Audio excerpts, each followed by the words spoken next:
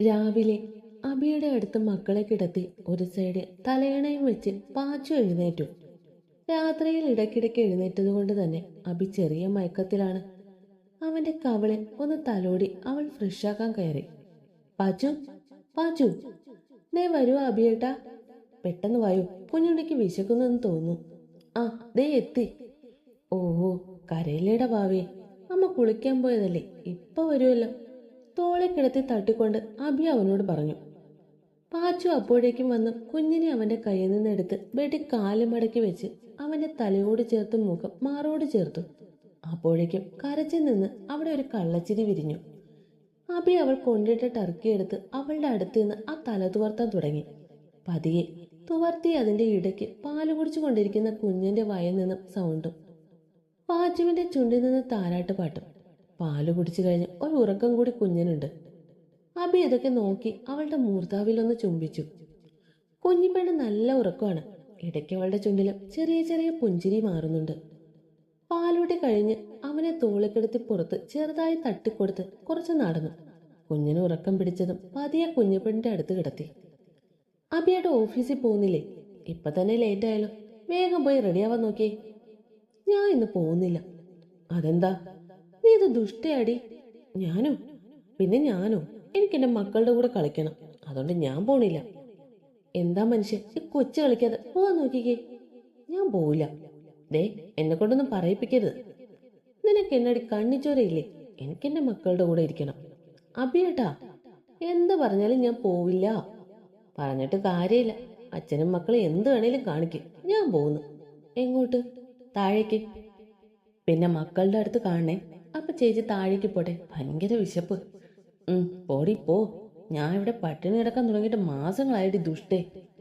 അയ്യോ, എന്റെ കാലിനിവിടെ ആരും ഒന്നും കഴിക്കാൻ തരുന്നില്ലേ? ഓടിപ്പോലെ. എന്റെ വിഷമം ഞാൻ ആരോട് പോയി പറയും? എന്റെ വിധി. ആണോ കുട്ടാ? ആ മതി മോനെ, ചേച്ചി പോട്ടെ. പോവാണോ? അതേലോ. ആ വന്നോ നീ? കുറച്ചു നേരം കൂടി കിടക്കായിരുന്നില്ലേ? അടുക്കളയിലെത്തിയതും അപ്പു ചോദിച്ചു. ഉറക്കം പോയി ചേച്ചി പെണ്ണേ. ചായ ഇരിക്കുന്നു, നീ കുടിക്ക്, എന്നിട്ട് അബിക്കും കൊണ്ട് കൊടുക്ക്. ചോട്ടു എന്തേ, എഴുന്നേറ്റില്ലേ? അച്ചച്ചന്റെ കൂടെ രാവിലെ ഇറങ്ങിയതാ, ഇപ്പൊ വരും. നീ നിന്ന് തിരിയാതെ ചായ ചൂടാറുന്നതിന് മുമ്പ് കുടിക്കാൻ നോക്ക് പെണ്ണേ. ആ ചേച്ചി കുടിക്കാം, എന്നെ പിച്ചാതെ. എന്താണ് ചേച്ചി അനിയത്തും കൂടി ഇവിടെ? അഖിയാണ്. അടുക്കളയിൽ എന്തിനാ മനുഷ്യൻ നിൽക്കുന്നത്? അപ്പുവിനെ കൂർപ്പിച്ചു നോക്കി. അല്ല, പാച്ചു എന്താ ഇവിടെ? രാത്രിയാണെ ഒട്ടും ഉറക്കം പറ്റില്ല, കുഞ്ഞാപ്പിയൊക്കെ കാരണം. അപ്പൊ നിനക്കും കുറച്ചു നേരം ഉറങ്ങിക്കൂടായിരുന്നോ? ഏയ്, എന്റെ ഉറക്കമൊക്കെ പോയി.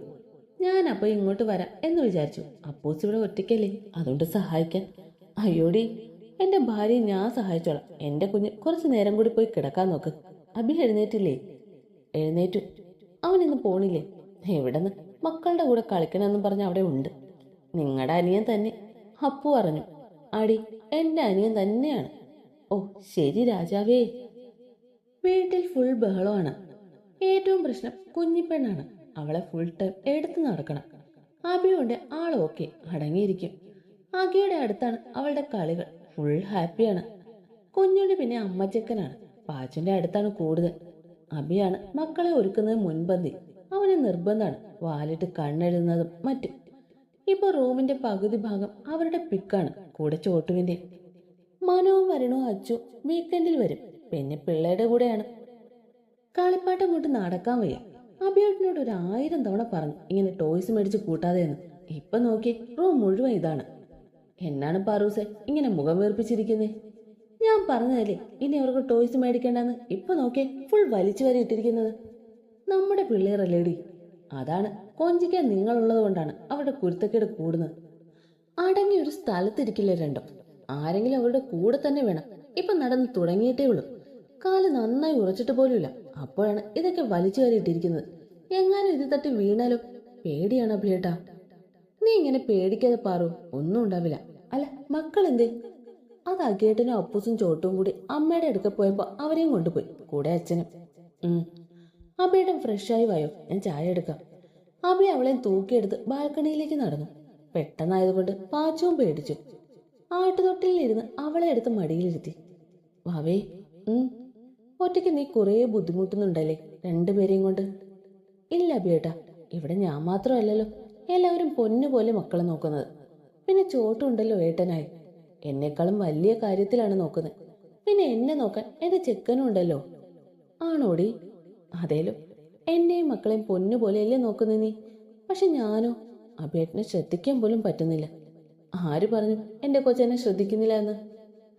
എന്നാ പറഞ്ഞു തീരുന്നതിന് മുമ്പ് തന്നെ അഭി അവളുടെ ചുണ്ടിൽ അമർത്തി ചുംബിച്ചു. അവളെ നോക്കി. അവൾ കൂർപ്പിച്ച അഭിയെയും. ഞാൻ നിന്റെ ചുണ്ടുകളെ മിസ് ചെയ്തു പാറൂസേ. ആണോടാ കാല? അതേല്ലോ പാറൂട്ടാ, ഞാനും മിസ് ചെയ്തു. പാറൂട്ടാ? അതുണ്ടല്ലോ.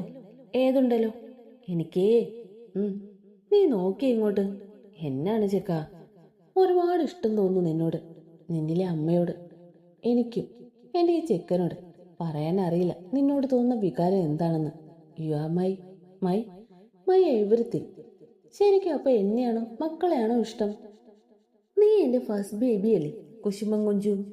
അതുപോലെ കുഞ്ഞുണ്ണിക്കും കിട്ടിയിട്ടുണ്ട്. അതെ, എനിക്ക് കുശുമ്പ. കാരണം അറിയോ, നിനക്ക് ഞാൻ അത്രയും ഇമ്പോർട്ടൻ്റ് ആയിരിക്കണം. എന്നിലൂടെ നീ സന്തോഷം കണ്ടെത്തുമ്പോൾ ആ കണ്ണിൽ കാണുന്ന തിളക്കമുണ്ടല്ലോ, അത് കാണാൻ. ആ തിളക്കം മറ്റുള്ളവരുടെ മുമ്പിലല്ല, എനിക്ക് മാത്രമാണ് വേണ്ടേ.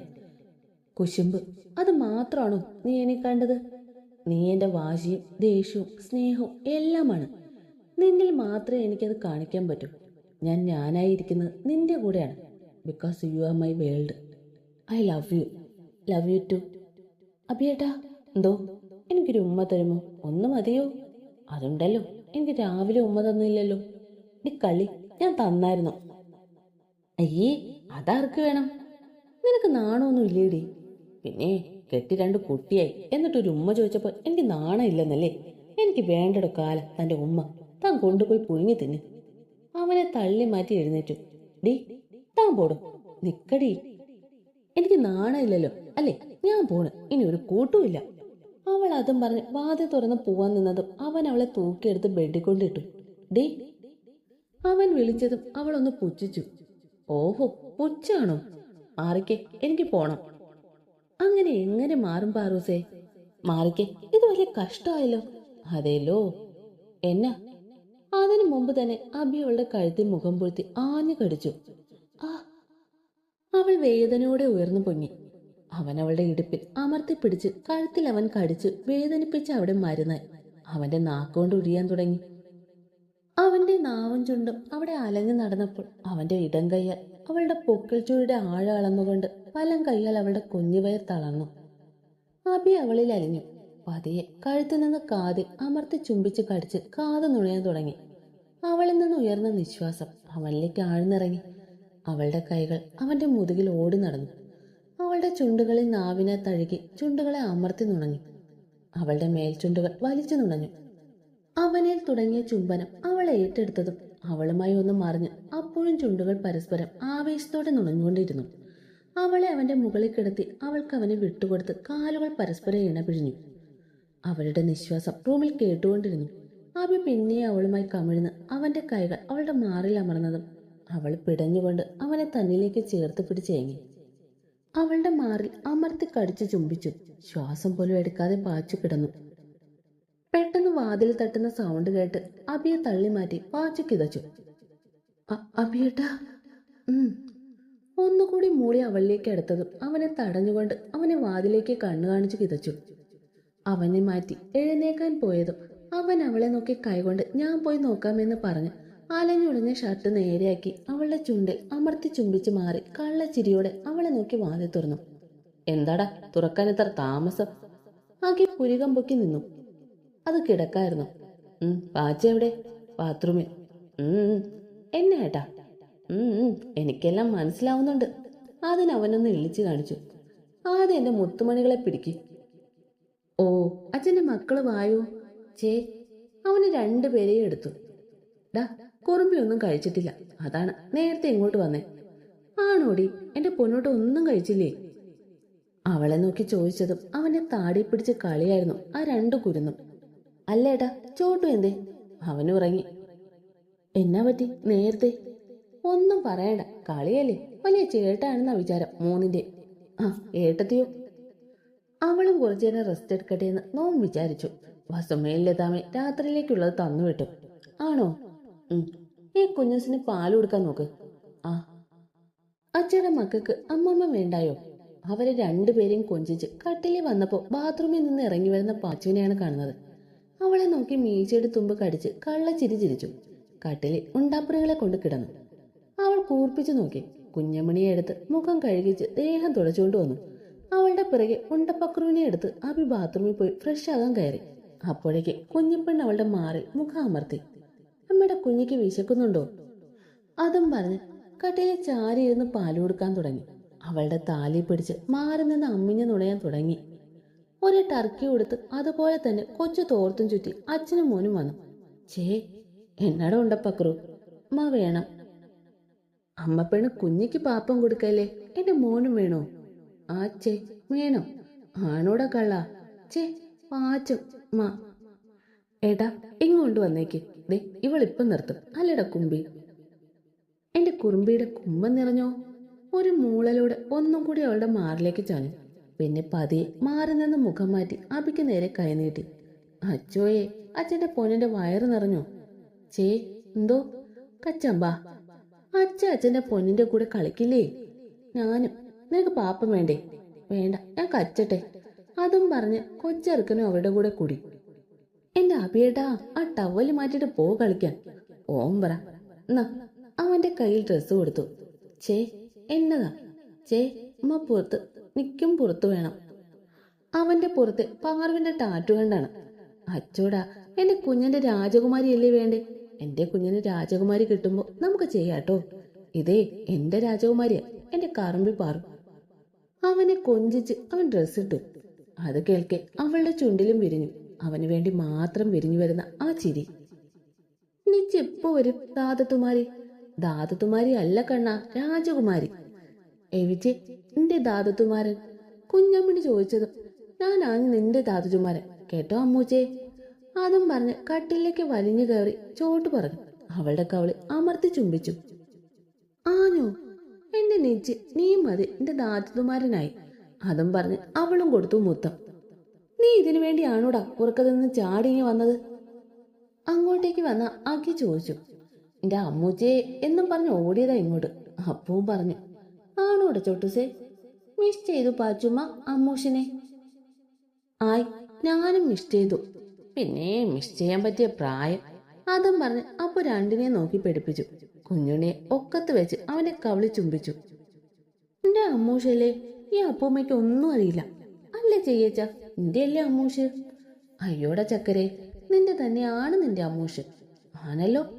ആട ചോട്ടു, നിന്റെ മാത്രം. അഷ് നല്ല ചെയ്യച്ച. അബിയുടെയും പാറുവിന്റെയും ജീവിതത്തിലെ നിധികൾ അവരുടെ മക്കൾ.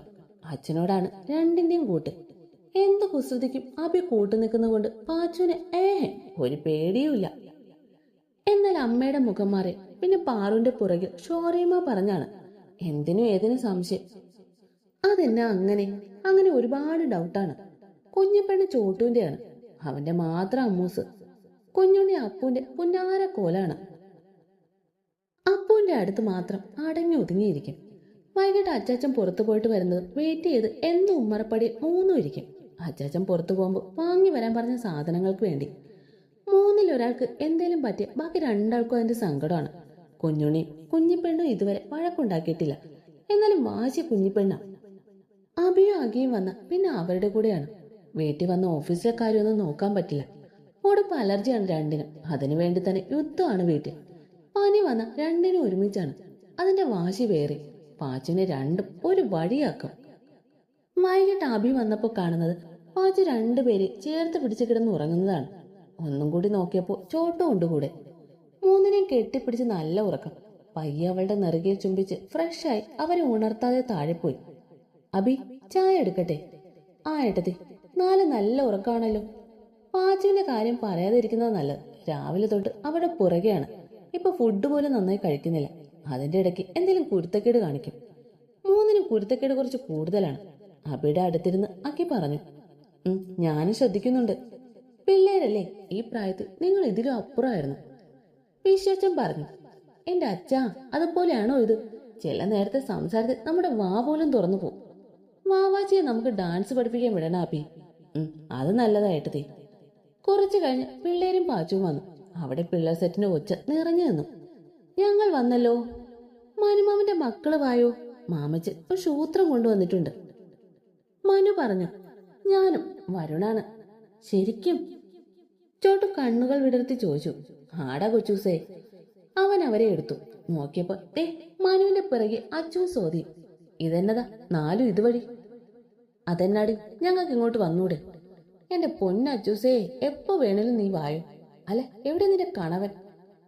കോളേജ് ടൂർ പിള്ളേരുടെ കൂടെ പോയി, എന്നെ കൊണ്ടുപോയില്ല. അച്ചോടാ പോട്ടെ. ബേബി എന്നാ പറയുന്നു? അച്ഛന്റെ കുമ്പ പോലത്തെ വയറി തടകി പാച്ചു ചോദിച്ചു. എന്നാ പറയാൻ, ബേബി വയറ്റി ആർമാദിക്കുമല്ലേ. ഇതിന് എവിടെ നിന്ന് കിട്ടി? ഇതിന് കടൽ കാണണമെന്ന് പറഞ്ഞ് ബഹളം വെച്ചപ്പോ ഏട്ടൻ വിളിച്ചു പറഞ്ഞു ഇതിനെ കൊണ്ട് പോയിട്ട് വരാൻ. ഗർഭിണിയായോണ്ട് തന്നെ വാശി അല്പം കൂടുതലാണ് ഈ സാധനത്തിന്. അവിടെ ചെന്നപ്പോ ഈ 2 എണ്ണം നിൽക്കുന്നു. പിന്നെ പ്ലാൻ ചെയ്ത് ഇങ്ങ് പോന്നു. മനു പറഞ്ഞു. വന്നത് വല്ല പ്രശ്നമുണ്ടോ? അച്ചുവാണ്. ഉണ്ടേ. അഭി ഒന്ന് കണ്ണു കൂർപ്പിച്ചു. അങ്ങ് സഹിച്ചു. അരുൺ പറഞ്ഞു. കഴിച്ചായിരുന്നോ നിങ്ങള്? ഇല്ലേ വാ. അപ്പു ചോദിച്ചു. അയ്യോ ചേച്ചി പെണ്ണേ, ഞങ്ങൾ മസാല ദോശ കഴിച്ചു, ഇങ്ങോട്ടും മേടിച്ചു. സ്വാതി പറഞ്ഞു. മസാല ദോശ നിച്ചും കുഞ്ഞുണ്ണിയാണ്. അച്ചോടാ, മാമന്റെ കുഞ്ഞിന് അല്ലാതെ വേറെ ആർക്കാ? നിച്ചില്ലേ? നിങ്ങൾക്ക് 3 പേർക്കും ഉണ്ടല്ലോ. പിന്നെ 3 കൂടി പിള്ളേരുടെ കൂടെ കൂടി. അച്ചു മാത്രം അവിടെ അടങ്ങിയിരുന്നു. ആൾക്കിപ്പോ 6 മാസമാണ്. അതിൻ്റെതായ ക്ഷീണമുണ്ട്. അതുകൊണ്ട് തന്നെ അടങ്ങിയിരിക്കുന്നു. അഭിയേട്ടാ. അവളിലേക്ക് അമരുന്ന അഭിയുടെ നെഞ്ചി തട്ടി അവൾ പറഞ്ഞു. അവളുടെ 2 കൈകളും കോർത്തു പിടിച്ചുകൊണ്ട് അവളുടെ ചുണ്ടുകളെ ചുംബിച്ചുകൊണ്ട് അവളുടെ ഓരോ അണുവിനെ തൊട്ടുണർത്തി അവൻ. ഒന്നും കൂടി അവളിലേക്ക് അമർന്നുകൊണ്ട് അവളുടെ മാറിലേക്ക് മുഖാമർത്തി അവളുടെ മാറിലെ തേന്നുണഞ്ഞു. ആറു, ഇനിയും വേണം. ഒന്ന് പോയ അബിയേട്ടാ. ശരീരം മുഴുവൻ കടിച്ചു പറിച്ച് വെച്ചേക്കാം. എനിക്ക് വയ്യ. Please D. എത്ര നാളായി. അബിയേട്ടാ, കൺട്രോൾ ചെയ്യാൻ പറ്റുന്നില്ലടി. അവളുടെ കഴുത്തിൽ പല്ലമർത്തിക്കൊണ്ട് അവൻ അവളെ ഒന്ന് നോക്കി. കൂടെ മുകളിൽ ബേബി ബെഡി കിടക്കുന്ന അവരുടെ പൊന്നോമനകളെയും ഒന്ന് നോക്കി. പിന്നെയും അവളുടെ ആഴങ്ങളിലേക്ക് അവൻ ആഴ്ന്നുകൊണ്ടിരുന്നു. അവസാനം അവളിൽ നിന്ന് മാറി നിലത്ത് കിടന്ന് അവളെ ചേർത്ത് നെഞ്ചി കിടത്തി. അവളുടെ കൈകൾ അവന്റെ നെഞ്ചിലെ രോമങ്ങളിൽ അമർന്നു. പാറു, വേണ്ടാട്ടോ പ്ലീസ്. അഭിയേട്ടാ, ഇനി നാളെ മതി. ഇന്നെന്റെ കൊച്ച ആകെ ക്ഷീണിച്ചു. ചിപ്പോ അഭിയേട്ടാ. അയ്യോടാ പാറൂട്ടാ, നാണാണോ? അഭിയേട്ടാ, എന്തോ ഉമ്മ വേണം. ഇത്രയും നേരം തന്നത് എന്നാടാ പാറൂട്ടാ? അതപ്പോഴല്ലേ, ഇപ്പോ ആണോ? അതും പറഞ്ഞ് അവൻ അവൾക്ക് ഉമ്മ കൊടുത്തു. മതിയോ? അവളുടെ മൂർധാവിൽ ഒന്നും കൂടി ചുംബിച്ച് അവളെ തന്നിലേക്ക് ചേർത്ത് പിടിച്ചു. അവളുടെ നഗ്നത മറയ്ക്കാനായി നിലത്ത് കിടന്ന അവളുടെ സാരി എടുത്ത് പൊതിഞ്ഞു. അവളെ ഒന്നുകൂടെ തന്നിലേക്ക് ചേർത്ത് ഉറക്കത്തിലേക്ക് വീണു. ഇന്ന് അവരെല്ലാവരും ഒരു യാത്രയിലാണ്. അബിയുടെ കങ്കാരു ബാഗിൽ കുഞ്ഞമ്മണി, പാച്ചുവിന്റെ കുഞ്ഞുണ്ണിയുമായി അവർ യാത്രയിലാണ്. സ്വെറ്ററിൽ പൊതിഞ്ഞ് 2 പേരും അവരുടെ നെഞ്ചിന്റെ ചൂടി ചേർന്നിരുന്നു. കണ്ണുകളെ അത്ഭുതം നിറച്ച് ചുറ്റും നോക്കി. അബി ഒരു കൈകൊണ്ട് അവന്റെ പാച്ചുവിനെ ചേർത്ത് പിടിച്ച് നടന്നു. അവളും അവനോട് ചേർന്ന് നിന്നു. മഞ്ഞ വീണ വഴികളിലൂടെ അവളുടെ കൂടെ നടന്നു. അവളുടെ കുഞ്ഞു കുഞ്ഞു ആഗ്രഹങ്ങൾ സാധ്യമാക്കാൻ കൈകൾ കോർത്തു പിടിച്ച് പ്രണയത്തിന്റെയും ജീവിതത്തിന്റെയും കണ്ണിയായി അവരുടെ ജീവിതം ഇണക്കങ്ങളും പിണക്കങ്ങളുമായി മുന്നോട്ട് പോയിക്കൊണ്ടിരുന്നു.